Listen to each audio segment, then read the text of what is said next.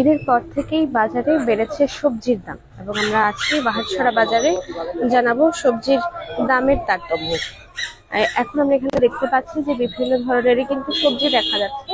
তো সকল প্রকার সবজির কিন্তু দাম প্রায় বলতে গেলে 50 টাকার ঊর্ধ্বে পাওয়া যাচ্ছে। আমরা এখানে শসা দেখতে পাচ্ছি, বড় ছোট আকৃতির শসা রয়েছে এবং এর পাশে এখানে কাঁচা পেঁপে আছে এবং তার পাশে এখানে লেবু রয়েছে। তো যদি বলা চলে যে আসলে শুধু লেবুরই হয়তো বা দাম কিছুটা কম আছে, এর পাশাপাশি অন্যান্য সকল সবজি সেগুলোর কিন্তু দাম কিছুটা বৃদ্ধি পেয়েছে। এবং এখানে টমেটো, গাজর এবং কচুর ছড়া, এর পাশাপাশি কাঁকরোল এবং ঢেঁড়স, মরিচ, এই সব কিছুই এখানে রয়েছে।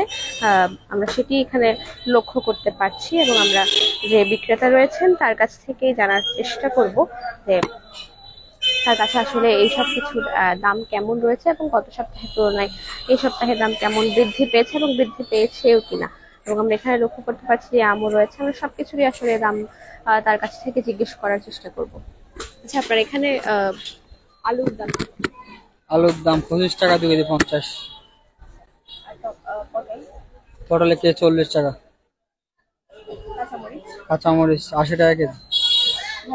ঢেঁড়স 60 টাকা। গাজর 1 কেজি। গাজরের দাম বাড়তি।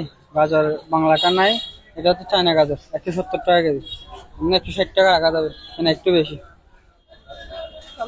টমেটো দাম বেড়ে গেছে, 60 টাকা বিক্রি করতে হচ্ছে। শসা 30 টাকা কেজি। ফল 50 টাকা কেজি। কচুরলতি 60 টাকা কেজি। কচুর ছড়া 1 কেজি 60 টাকা। লেবু 3টা 10 টাকা এরকম বিক্রি করা হয়। 1 কেজি 40 টাকা। হ্যাঁ, এটা পাকাম। এটা রূপালি আম। এটা রূপালি আম কেজি 100 টাকা বিক্রি করতে হচ্ছে। এটা ভালোটা। টমেটো এখানে তো কোনো উৎপাদনে হচ্ছে না এখন।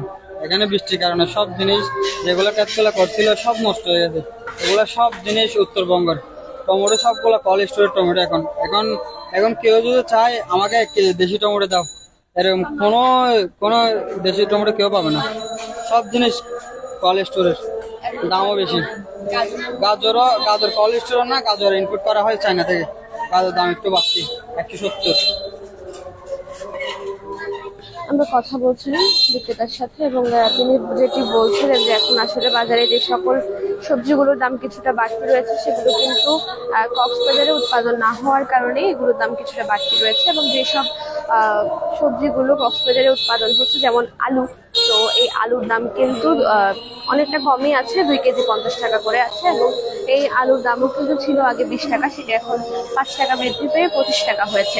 আমরা দেখতে পাচ্ছি আজ সাপ্তাহিক ছুটির দিন শুক্রবার এবং এই যে ঈদ পরবর্তী সাপ্তাহিক ছুটি এবং আজকে কিন্তু ঈদের ছুটির প্রায় একদম শেষ দিকেই চলে এসেছে। তো এই সময়টাতে আমরা লক্ষ্য করতে পারছি বাজারে ক্রেতা সাধারণের কিছুটা ভিড় লক্ষ্য করা যাচ্ছে, কারণ এই যে সাপ্তাহিক ছুটির দিনে কিন্তু অনেকে ছুটে আসেন পুরো সপ্তাহের বাজার করার জন্য। এবং যেহেতু আগামী সপ্তাহ থেকে আবারও অফিস আদালত সবকিছুই খুলে যাচ্ছে, সেই ক্ষেত্রে কিন্তু যে মানুষের বাজার সেগুলো কিন্তু করা সম্ভব হয়ে উঠবে না, যার কারণে তারা একসাথেই বাজার করে নিয়ে যাচ্ছে, আমরা সেটি লক্ষ্য করতে পারছি। এবং যে বাজারের দামের তারতম্যের কথা যেটি বলছিলেন, যে উৎপাদন যদি বৃদ্ধি পায় সেই ক্ষেত্রে জিনিসপত্রের দাম নাগালের মধ্যে থাকে, কিন্তু যদি অন্য জায়গা থেকে ইম্পোর্ট করে আনতে হয় কিংবা দেশের অন্য কোনো অঞ্চল থেকে আনতে হয়, সেই ক্ষেত্রে কিন্তু এগুলোর দাম অনেকটাই বৃদ্ধি পেতে থাকে। আমরা সেটি জেনেছি বিক্রেতার কাছ থেকে। এতক্ষণ আমাদের সাথে থাকার জন্য সকলকে ধন্যবাদ। আমরা যুক্ত ছিলাম বাহারছড়া বাজার থেকে।